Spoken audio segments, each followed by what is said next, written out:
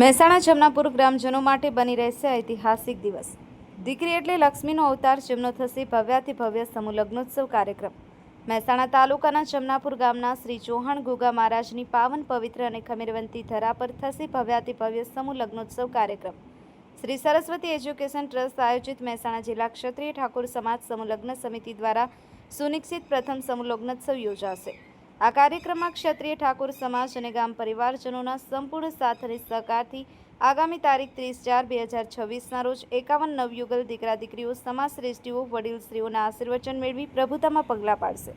આ કાર્યક્રમમાં ક્ષત્રિય ઠાકોર સમાજ તથા ગામના જાબાદ સેવાભાવી કાર્યકરો સેવા પ્રદાન કરી ઉમદા કામગીરી કરશે। Live 108 news Gujarat channel MD Jitendra Arjunji Thakor તથા ગુજરાત ચીફ બ્યુરો અર્જુનજી ઠાકોર દ્વારા સમગ્ર કાર્યક્રમનું કરવામાં આવશે લાઈવ કવરેજ।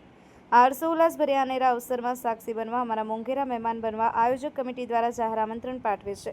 આ ભવ્યાતિ ભવ્ય કાર્યક્રમ નિહાળવા માટે પ્રસિદ્ધ કરેલ સ્કેનરને સ્કેન કરશો। Live 108 news Gujarat, Mehsana. જય માતાજી, જય ઠાકોર સમાજ। નામ સૈદાજી ઠાકોર અને સરસ્વતી એજ્યુકેશન ટ્રસ્ટની અંદર મંત્રી તરીકેની જવાબદારી નિભાવું છું।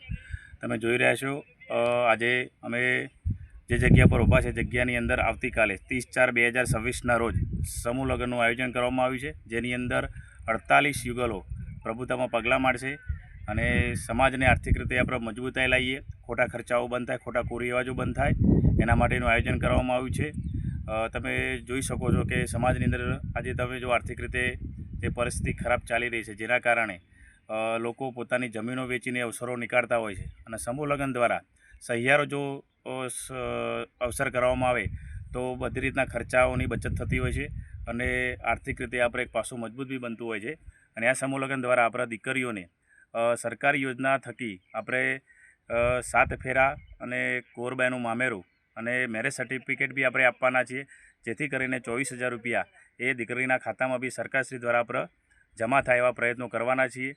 એ સાથે અમારી આખી ટીમ, અમારા પ્રમુખ સાહેબ દશરથજી ઠાકોર, જેઓના સારા એવા પ્રયત્ન છે અને આજ સુધી જેટલા બી સમૂહ લગ્ન થયા એની અંદર સાહેબ જેટલા બી આયોજક હોય છે એ ટ્રાવેલિંગ ખર્ચો ને એ બધું ઉધારતા હોય છે, પણ આજે પ્રમુખશ્રીએ એક પહેલ કરી છે કે જ્યારે બી સમૂહ લગ્ન કરવામાં આવે ત્યારે આપણે કોઈ ટ્રાવેલિંગ ખર્ચો ઉધારવો નથી, 1 રૂપિયો બી અંદર આપણે લખવાનો નથી અને પોતાના સ્વખર્ચે આપણે સમૂહ લગ્નનું આયોજન કરવાનું છે અને આજે એ હેતુ ઉપર અમે ચાલી રહ્યા છીએ।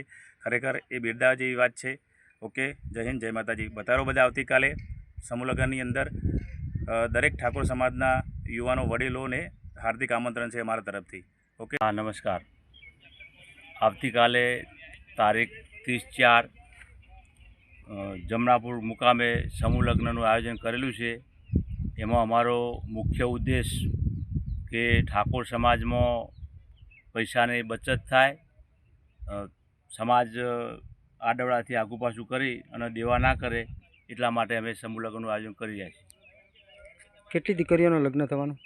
દીકરીઓનો 48।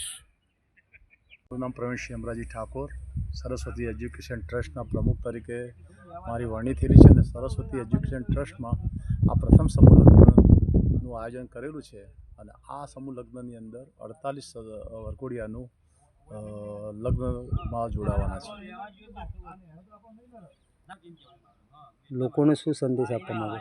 લોકોને એ સંદેશ આપવા માંગીએ છીએ કે દરેક માણસ આજે સમૂહ લગ્નમાં જોડાય અને ગામ અને ઠાકોર સમાજના જે આજુબાજુના અમારી સરસ્વતી એજ્યુકેશન ટીમ છે, તમામને કહેવા માગું છું કે તમામ સાથ સહકાર આપો અને સવારે વહેલા આવીને સૌને જવાબદારી સોંપી છે એ પ્રમાણે ગામના જમનાપુર ગામના દરેક સમાજના આગેવાનો અને બધાને જેને જવાબદાર એ પ્રમાણે સૌની જવાબદારી સવારે આવીને નિભાવી લે। સમૂહ લગ્ન કરવાનો હેતુ શું?